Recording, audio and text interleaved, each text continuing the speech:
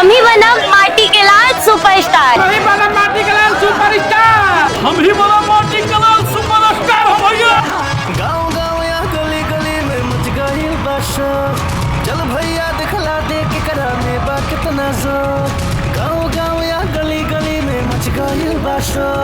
चल भैया दिखला दे के करा में बा कितना जोर। झारखंड के साथ बोले यूपी भी है। माटी के लाल सुपरस्टार, माटी के लाल सुपरस्टार।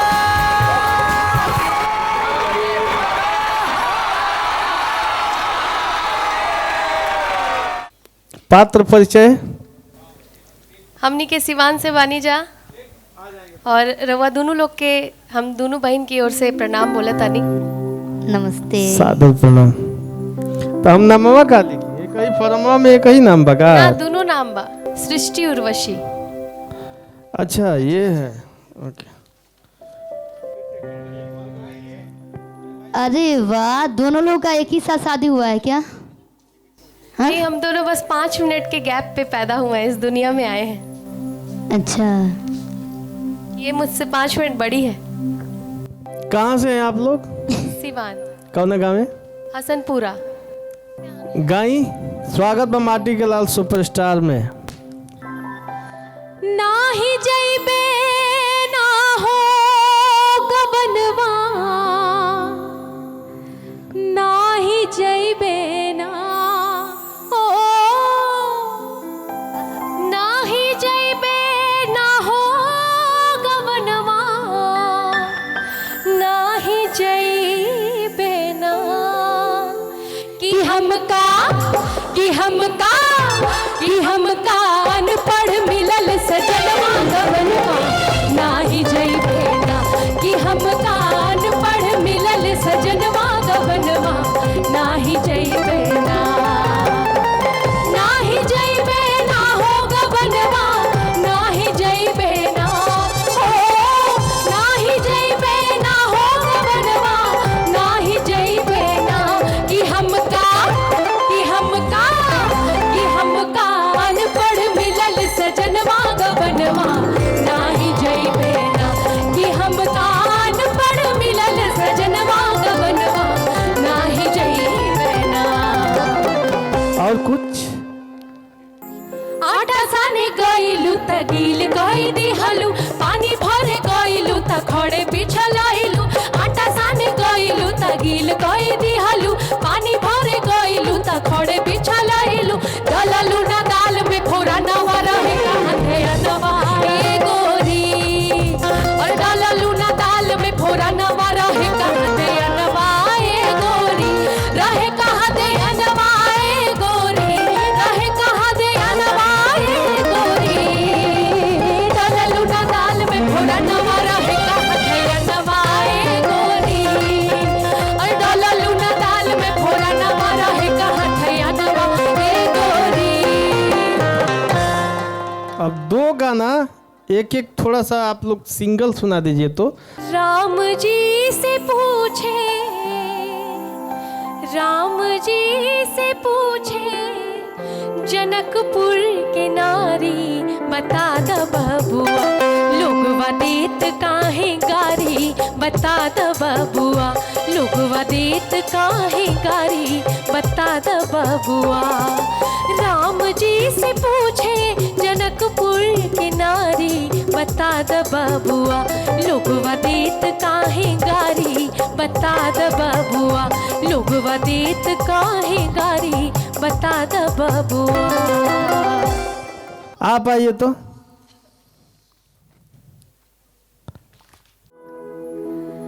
दियरा जराना अपन भैया के जगाना,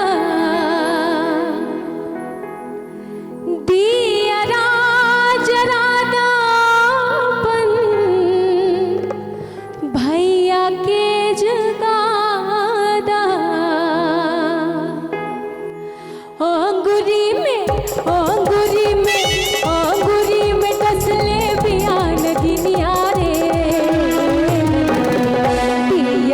जराद अंगुरी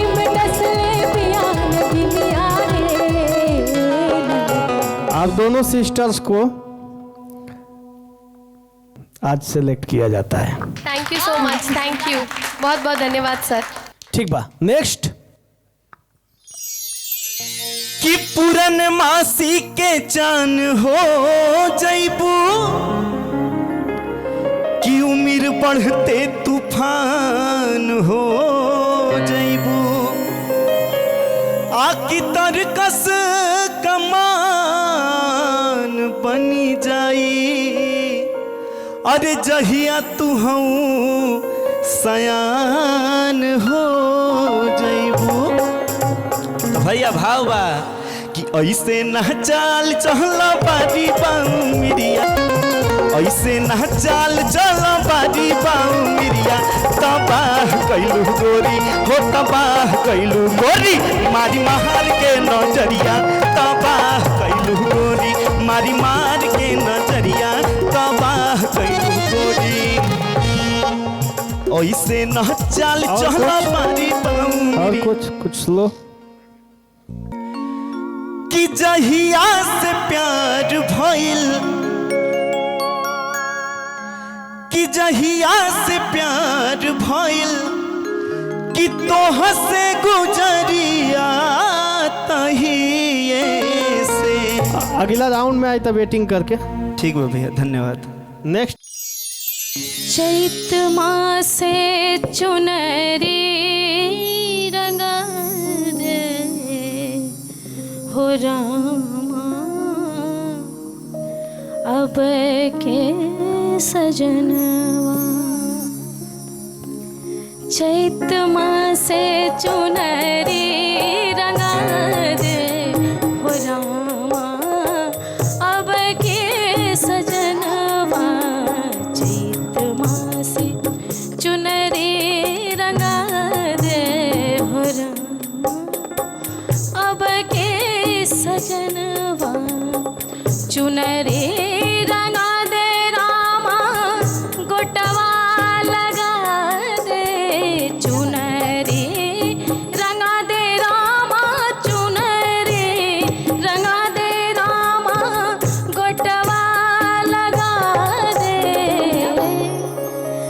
अरे जहाँ तहाँ लड़ी लटका दे हो रामा, जहाँ तहाँ लड़ी लटका दे हो रामा, जहाँ तहाँ लड़ी लटका दे हो रामा, जहाँ तहाँ लड़ी लटका दे हो रामा, जहाँ तहाँ लड़ी लटका दे हो रामा।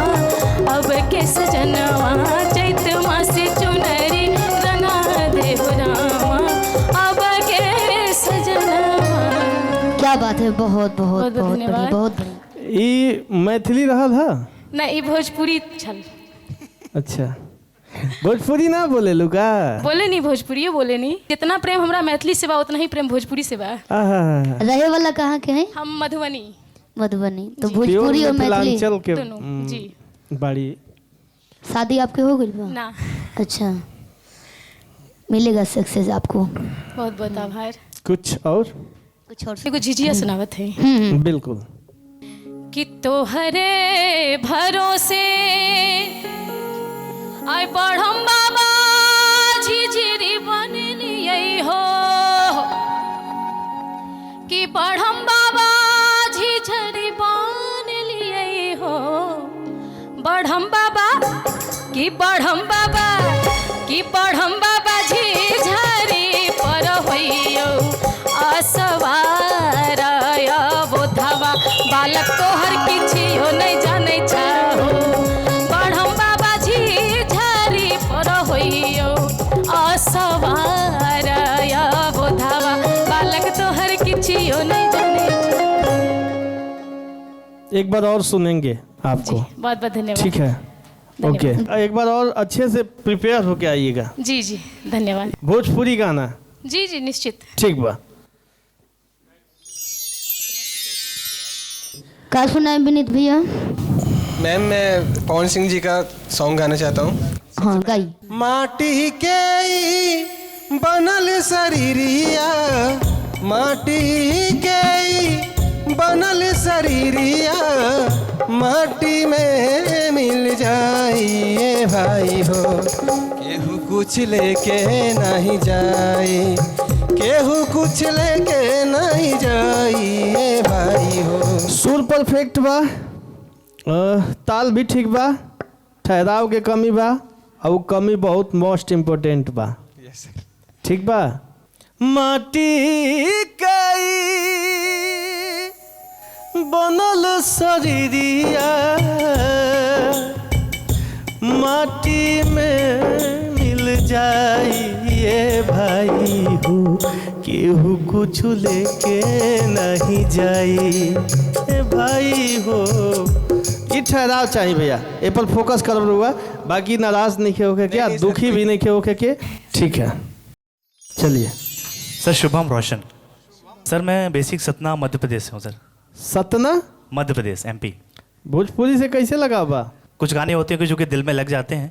अच्छा। तो मतलब जहाँ मैं रहता हूँ वहाँ पे बेसिक हिंदी गाने ही चलते हैं। लेकिन हम जहाँ बानी, हमार जौन शो है जी जी, एमे कम से कम 500 भोजपुरी गाना आपके याद होके के चाहिए। जी सर। याद बा? नहीं सर, कुछ 4-5 गाने मतलब अभी तो। अच्छा, गाइए गाइए। हवे प्यार पूजा, हवे प्यार ईश्वर, ये बात के हो न सोचे बिचारे, हमनी के दुश्मन भइल बाटे दुनिया, बिनती बाब के हो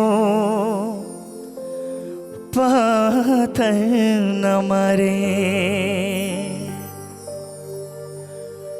ना कौनो हाट ना बजरिया से होला, ना कौनो हाट ना बजरिया से होला, उमरिया के रोग हाँ नजरिया से होला, ना कौनो हाट ना बजरिया से होला, उमरिया के रोग हाँ नजरिया से होला, कहाँ कौनो जात पात पूछेला लोग बा, कहाँ कौनो जात पात पूछेला लोग बा, से नहिया सिंगार हाँ सबरिया से होला, ना कौनो हाट ना बजरिया से होला, सजरिया के रोग हाँ नजरिया से होला।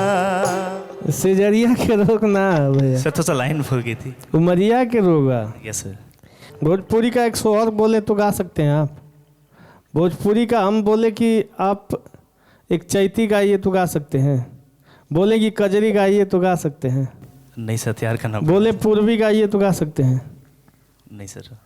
तो ये विधाएं चाहिए, ये प्रॉपर भोजपुरी के शो है भैया। जी सर। बड़ी अच्छा आप गा रहे हैं। वेट कर लिए एक बार और सुनल जाए।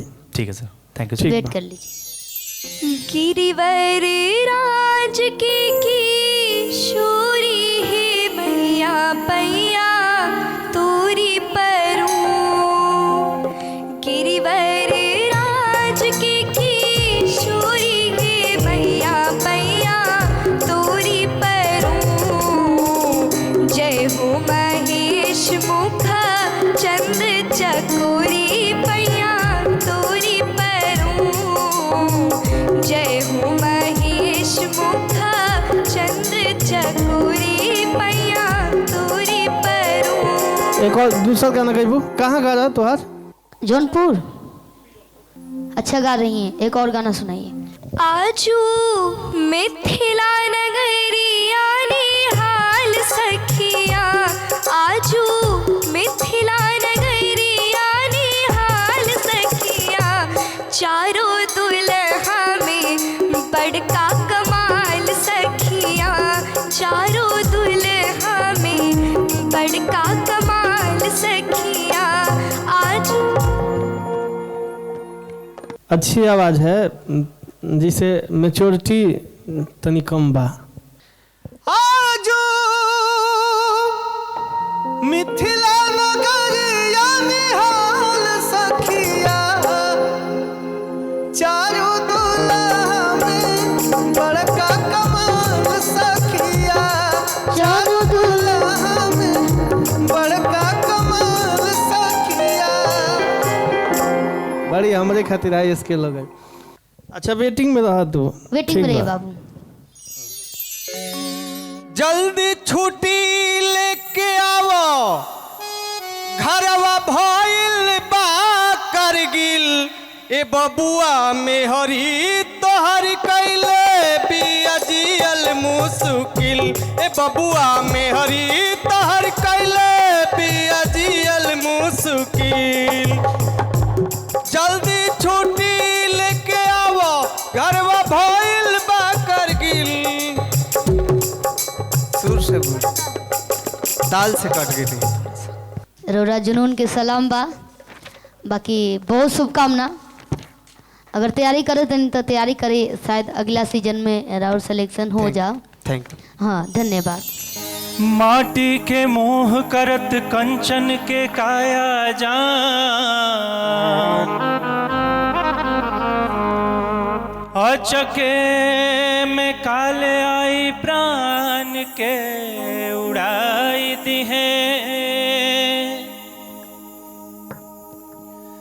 खोनी खानी गढ़हा निखहरे सुताई दी है, अरे माटी के ऊपर नीचे माटी गिराई दी है।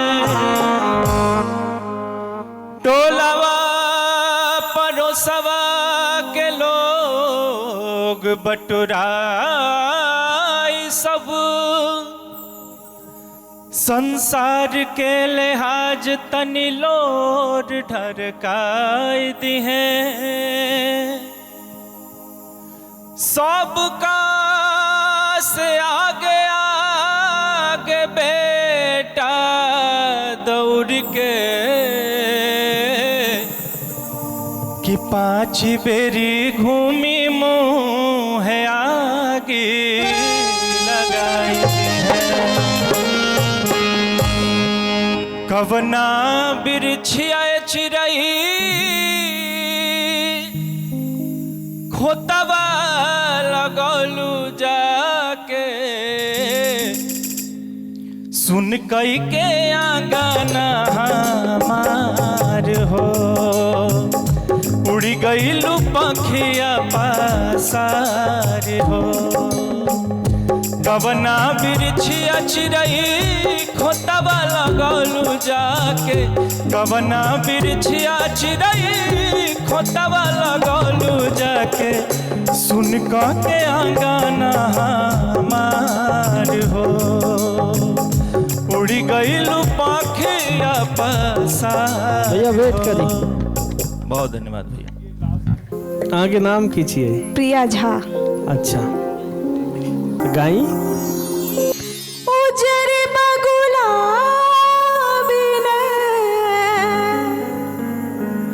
पिपरो न शोभे, कोयल बिने बगिया ना शोभे राजा, कोयल बिने बगिया ना शोभे राजा, कोयल बिने बगिया ना शोभे राजा, कोयल बिने बगिया ना शोभे राजा, कोयल। जैसे हम जब गाते हैं ना, हम कुछ भी गाएं तो कहीं पर सुर गलत हो जाता है ना, आपको लग रहा है कि आप मतलब कहीं मिस कर रही हैं। जी एक्चुअली में अभी क्या हुआ है कि मेरा दांत बहुत तेज दर्द उठा, मेरा 76 नंबर था। मैंने इसीलिए लास्ट में लिया। बाकी तो दांत दर्द से सुर का बहुत ज्यादा और मेल नहीं किया। कुछ और सुना देते हैं। सुनाइए। आजो आजो आजो मिथिला नगरिया निहाल सखिया, हाँ निहाल सखिया, चारों दुल्हा में बड़ी का कमाल सखिया, चारों दुल्हा में बड़ी का कमाल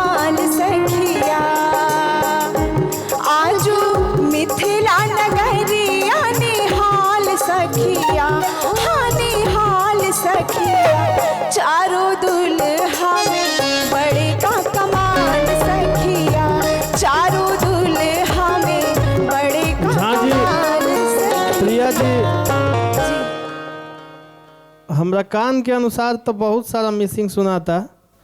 हम चाहब कि अगला बरवाई जी।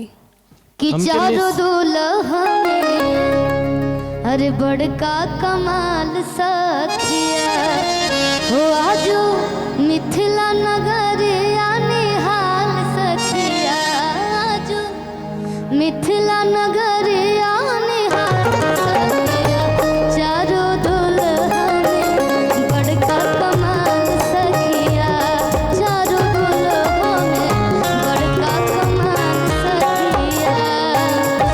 अभी वेट करी। चलिए Welcome back.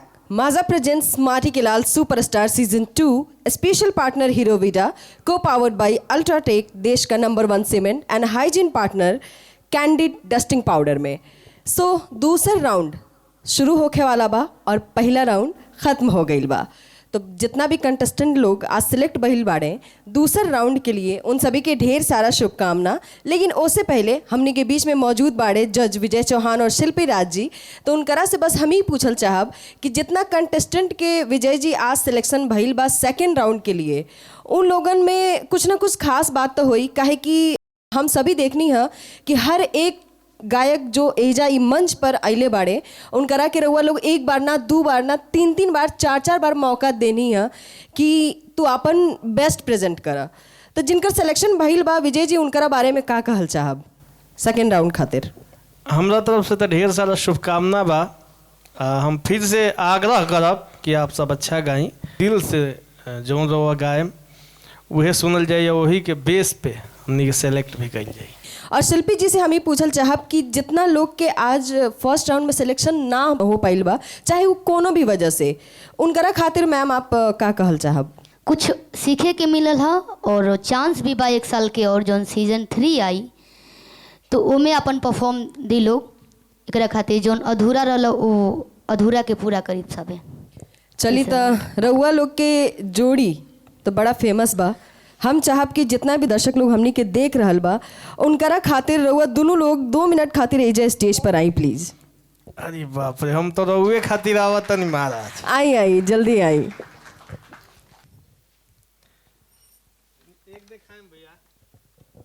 एक गोर देह पे पियर साड़ी बड़ा अच्छा लगता है। ओके। कि गोरी फूला झाड़ी बारू,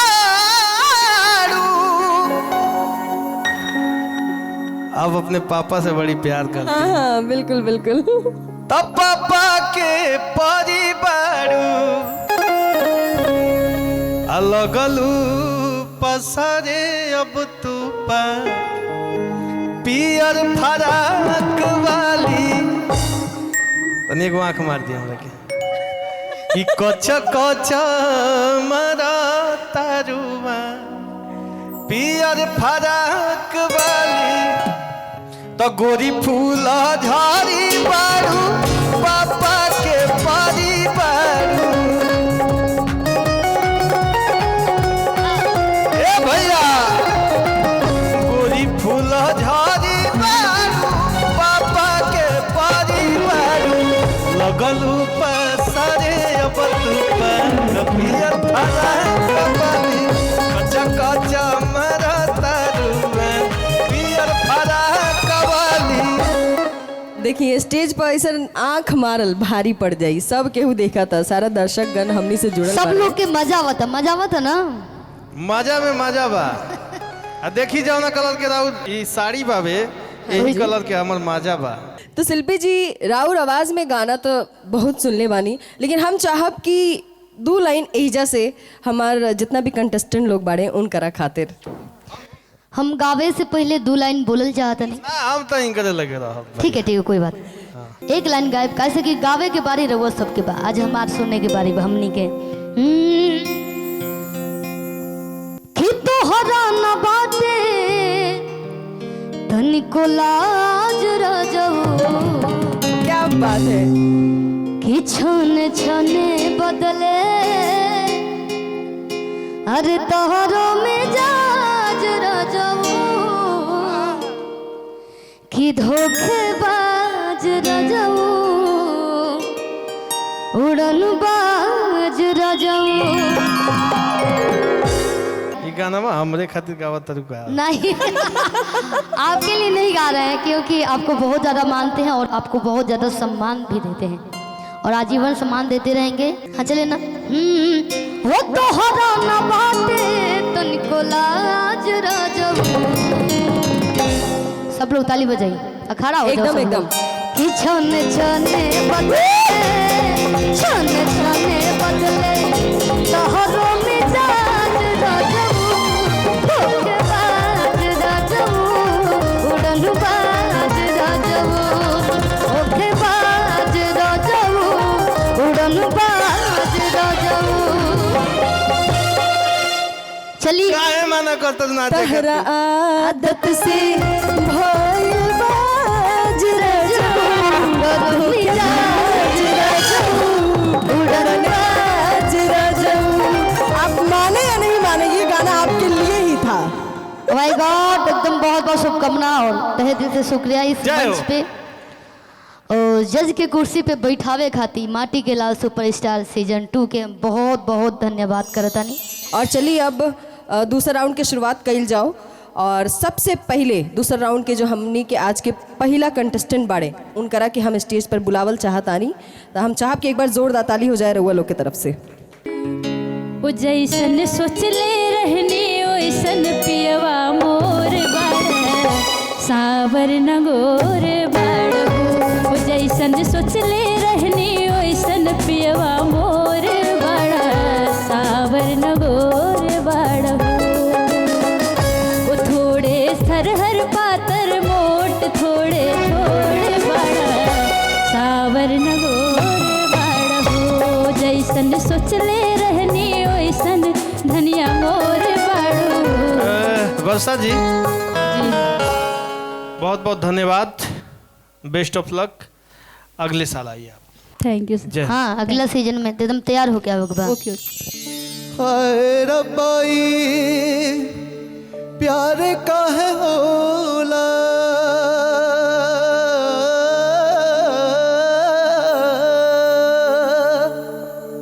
हाय रब्बाई प्यार काहे होला, इश्क में लोगवा बीमार काहे होला, इश्क में लोगवा बीमार काहे हो। हाय रब्बाई प्यार काहे होला, हाय रब्बाई प्यार काहे होला, इश्क में लोगवा बीमार काहे होला। क्या स्केल बजाए थे भैया? डी था तो ये जी से कैसे गाने लगे? इन्होंने चेंज कर दिया ना? थोड़ा सा कंफ्यूज हो गया था, इसीलिए मैंने आंख मूंद करके। मिस्टेक नहीं है करे के प्रकाश भैया। ठीक है, एक और कोई गाना गाइए। एक और गाना कॉन्फिडेंस के साथ, अब बिल्कुल प्रॉपर स्केल के साथ। काहे के तू हमके जनम वाला ए पापा। एक स्केल ऊपर बढ़ा देंगे भैया। इसका डबल गा सकते हैं, डी बजाइए भैया। काहे के तू हमके जनम वाला ए पापा, गा सकते हैं। काहे के तू हमके जनम वाला ए पापा, जब तहरात जाही के राहे, काहे के तू हमके जनम वाला ए पापा, जब तहरात स्केल में आप मतलब मिसमैच क्यों हो रहे हैं भैया? एक और गाना सुनाइए आप अपने हिसाब से स्केल लगा के। काहे के तू हमके जनम वाला ए पापा, जब तहरात जाही के राहे, काहे के तू हमके जनम वाला ए पापा, जब तहरात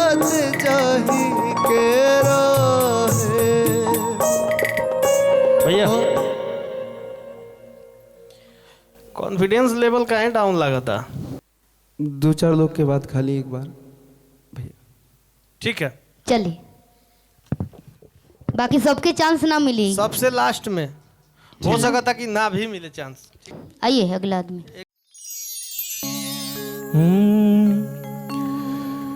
राजा जी खजनवा देदा, राजा जी खजनवा देदा, राजा जी खजनवा देदा। सीसा पा ये गाना में आगे चल के बहुत हाई रेंज जाता है, इस चीज का ध्यान दिए हैं आप? जी जी। कि बाजी नाम जीरा ऐसे हीरा रतनवा दे, जीरा ऐसे। ये ले लेंगे आप, इस चीज का ध्यान दिए हैं? एक बार सर। हे हीरा रतनवा दे दो, राजा जी खजनवा दे दो, रानी हो गहनवा दे दो, राजा हीरा रतनवा दे दो, राजा जी गहनवा दे दो, रानी जी गहनवा देदा। कुछ और अपने कंफर्ट जोन में सुना दीजिए। हो दुश्मन मिले सवेरे लेकिन मतलबी यार ना मिले, दुश्मन मिले सवेरे लेकिन मतलबी यार ना मिले, यारो यार ना मिले, यारो यार ना मिले, यारो यार ना मिले, यारो यार ना हेलो। मिले।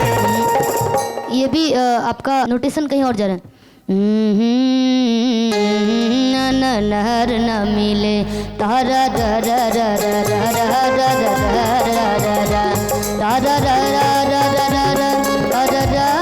मिले, यारो यार ना मिले, यारो यार ना मिले। हम चाहेंगे कि राजवीर हो सकता कि कई बार आदमी जैसे मेजर के गाना के भी माइनर बना के गावेला। ठीक बा, हमनी की यहाँ चाहे भोजपुर क्षेत्र में भी चैता माइनर में भी गवाला। रामा पिया परदेसिया हो गई ले कसैया,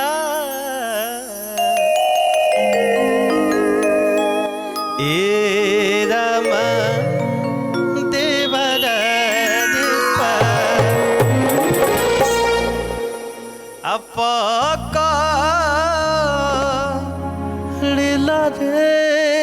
कलाइया, हे राम देवरा दीपा।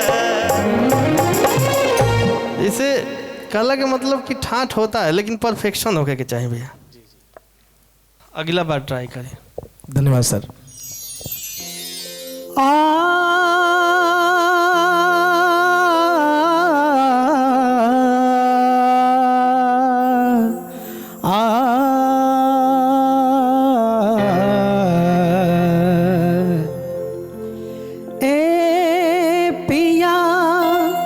पपिहा से पूछा,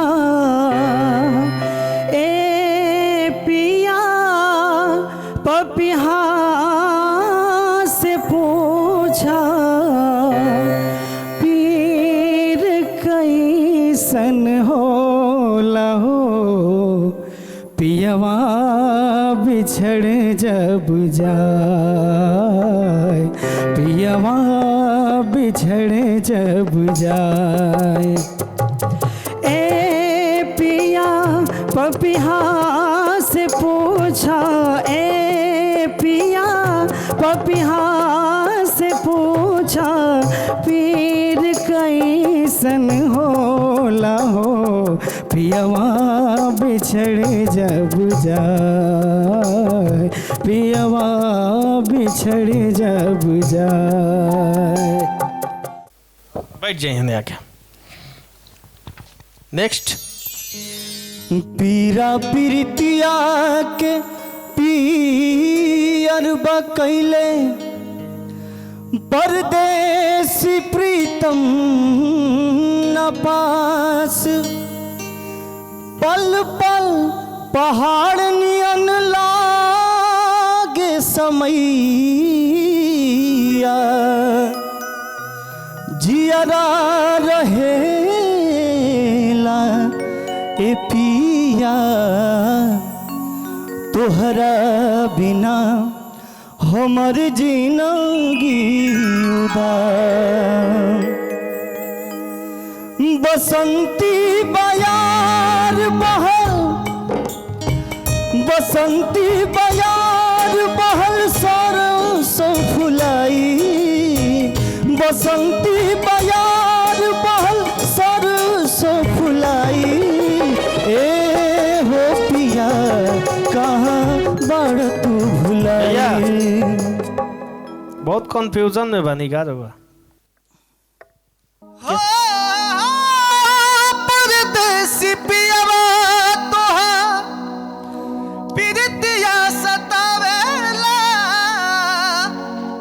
फगुनी बेरिया मर जान है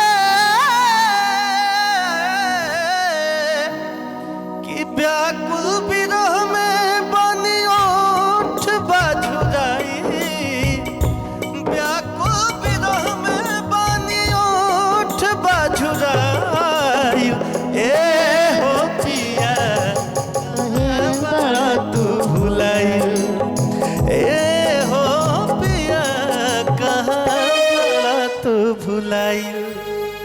ये चीज के खबर होके के चाहिए ना भैया। परदेसी प्रीतम न पा पल पल पहाड़ नियन लागे समैया जिया जा रहे लाय पिया तोहरा बिना हमर जिंदगी प्रॉपर मिजाज में होके के चाहिए भाव में होके के चाहिए। तो भैया दीपक कुमार जी कि जब ले भी तारा के कमी नहीं पूरा होई कि गायकी अधूरा होई हो। थोड़ा बहुत बस सुधारना है आपको। बहुत अच्छा गा रहे हैं, ऐसा नहीं है कि आप खराब गा रहे हैं। ए दीपक भैया जी सर। अब अगला बात झाड़ के ललकार के। थैंक यू सर। ठीक बा भैया। हाँ बहुत अच्छा गाया आप। दुनिया के ही बनावल बंधन के तोड़ के दुनिया के ही बनावल बंधन के तोड़ के चल चांद पर चली जा जवाना के छोड़ के। भैया और स्ट्रांग चाहिए हमरा का कहीं ये पॉइंट पे बोलल बड़ा मुश्किल होला बाकी फिर भी दिल पर पत्थर रख के हम यह कहब कि अगला बार रवा मनीष कोई बात नहीं। कौन दिक्कत कोई बात ना।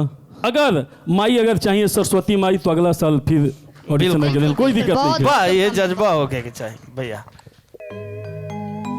कि बिरहा जोगिनिया बना गई लबालमू कि दिल में हमरा अगिया लगा गई लबलमू